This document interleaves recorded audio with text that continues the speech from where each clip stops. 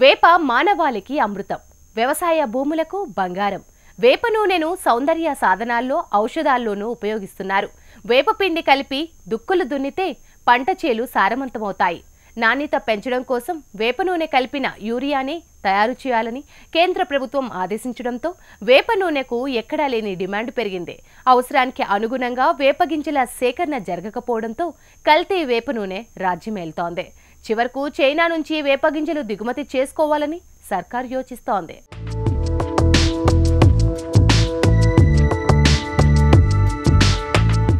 మన దేశంలో లక్షలాది మంది రైతులు ప్రకృతి వ్యవసాయంలో వేప నూనెను క్రిమిసంహారక మందుల స్థానంలో ఉపయోగిస్తున్నారు. ఆయుర్వేదం, యునాని మందుల్లో కూడా వేప నూనెను విస్తృతంగా వాడుతున్నారు. అంతేకాదు, వేప నూనె పోసిన యూరియాను మాత్రమే ఎరువుల కంపెనీలు రైతులకు విక్రయించాలని కేంద్ర ప్రభుత్వం 2015లో ఆదేశాలు జారీ చేసింది. ఈ నేపథ్యంలో వేప నూనెకు విపరీతమైన డిమాండ్ ఏర్పడింది. భారతదేశంలో అధిక సంఖ్యలో వేప చెట్లు ఉన్న వేప నూనె, వేప పిండి, వేప చెక్క దిగుబడి డిమాండ్లో 15% కూడా లేని పరిస్థితి ఉంది. మన దేశంలో రైతులు ఏటా 32 మిలియన్ టన్నుల యూరియాను వినియోగిస్తున్నారు. ఒక టన్నుకు 600 మిల్లీలీటర్ల వేప నూనెను ఉపయోగించటం వల్ల యూరియా సామర్థ్యం పెరుగుతుందని భావించిన కేంద్ర ప్రభుత్వం వేప నూనె పొయ్యటాన్ని తప్పనిసరి చేసింది. మిగిలిన అవసరాలను పక్కనబెట్టి కేవలం యూరియాకు రాసేందుకే ఏటా 20,000 టన్నుల వేప నూనె అవసరం.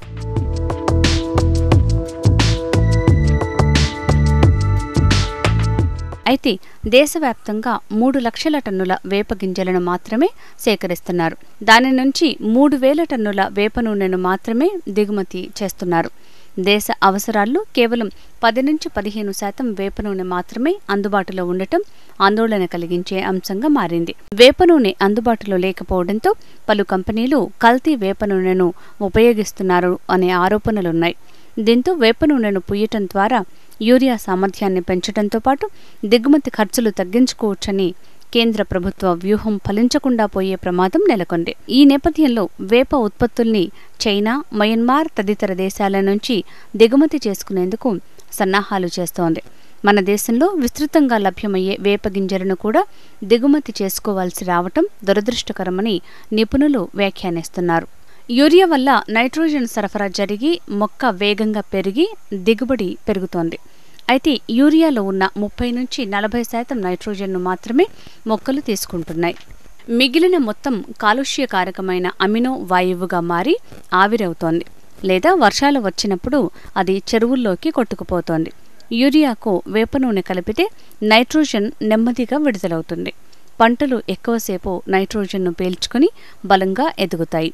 యూరియా వృధా కాకుండా ఉంటుందనే ఉద్దేశంతో కేంద్ర ప్రభుత్వం యూరియాలో వేప నూనె తప్పనిసరిగా కలపాలని చట్టం చేసింది. టన్ను యూరియాకు 600 మిల్లీలీటర్ల నూనె పుయ్యాలని ప్రభుత్వం సూచించింది. అయితే అది చాలా తక్కువని, టన్నుకు కనీసం 2 లీటర్ల నూనె పూస్తేనే యూరియా సామర్థ్యం పెరుగుతుందని నిపుణులు చెబుతున్నారు.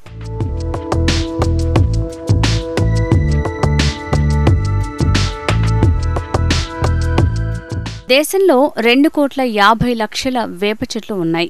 తమిళనాడు, ఉత్తరప్రదేశ్, కర్ణాటక, గుజరాత్, మధ్యప్రదేశ్, మహారాష్ట్రలలో వేప చెట్లు అధిక సంఖ్యలో ఉన్నాయి.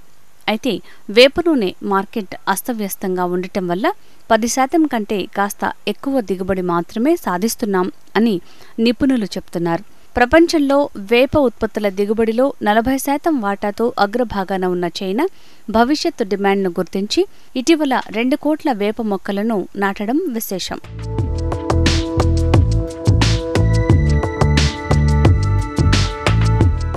తెలుగు రాష్ట్రాల్లో వేల టన్నుల్లో వేప గింజల సేకరణ జరుగుతోంది. అయితే వేప ఉత్పత్తుల మార్కెట్ వ్యవస్థీకృతంగా లేకపోవడంతో మన వేప సంపద పొరుగు రాష్ట్రాలకు తరలిపోతోంది. ఆంధ్రప్రదేశ్లోని చిత్తూరు జిల్లా తవనంపల్లె, కర్నూలు జిల్లా కోస్గి, శ్రీకాకుళం జిల్లా సీతంపేటల్లో వేపగింజల గానుగలున్నాయి. ఇక్కడ గానుగ పట్టిన నూనె తమిళనాడు, కేరళ రాష్ట్రాలకు తరలిస్తున్నారు. వేప పిండి, వేప చెక్కను కొంతవరకు స్థానిక అవసరాలకు ఉపయోగించుకుంటున్నారు. తెలంగాణలో నల్గొండ జిల్లా కొండమల్లేపల్లి మార్కెట్లో వేపగింజల్ని సేకరించి ఆంధ్రప్రదేశ్కి చెందిన వ్యాపారులకు విక్రయిస్తారు. భువనగిరిలో సేకరించి వేపగింజలను ఖమ్మం జిల్లా కల్లూరు మార్కెట్కు తరలిస్తున్నారు. సిద్దిపేట జిల్లాలో సేకరించిన వేప గింజలను మహారాష్ట్రకు తరలిస్తున్నారు. ప్రకృతి సేద్యం విస్తరించడంతో వేప నూనెకు డిమాండ్ పెరుగుతోంది. ఉద్యాన పంటలతో పాటు ఇతర పంటల సస్యరక్షణ, సమగ్ర పోషక యాజమాన్యంలో రైతులు వేప చెక్క, వేప నూనెను విరివిగా వినియోగిస్తూ మంచి ఫలితాలు సాధిస్తున్నారు. అలాగే వేప గింజల్లో అజాడిరక్తిన్ అనే పదార్థం ఎక్కువగా ఉండటంతో అది కీటకనాశినిగా ఉపయోగపడుతోంది. వేప పిండిని పొలాల్లో వేసి దుక్కులు దున్నితే వేరుపురుగు పూర్తిగా నివారణ అవుతుంది. ఆర్గానిక్ ఉత్పత్తులన్నింటిలోనూ వేప నూనెను ఉపయోగించడంతో దేశవ్యాప్తంగా వేప నూనెకు డిమాండ్ పెరిగింది. మేలో వేపకాయలు పండి రాలుతూ ఉంటాయి. ముందుగా చెట్ల కింద శుభ్రం చేసుకుని అప్పటికే కింద పడి ఉన్న గింజలన్నింటినీ తూర్పారబట్టి మట్టి, చెత్త చెదారం లేకుండా వేరు చేస్తారు. ఆ తర్వాత చెట్లపైకి ఎక్కి కాయల్ని పూర్తిగా దులివేస్తారు. తిరిగి వాటిని కూడా తూర్పారబట్టి మేలిమి గింజల్ని సంచుల్లో నింపుకుంటారు. గ్రామాల్లోని స్థానిక కిరాణా వ్యాపారుల వద్ద ఈ గింజలకు కిలో 8 నుంచి 15 రూపాయలకు అమ్ముకుంటారు.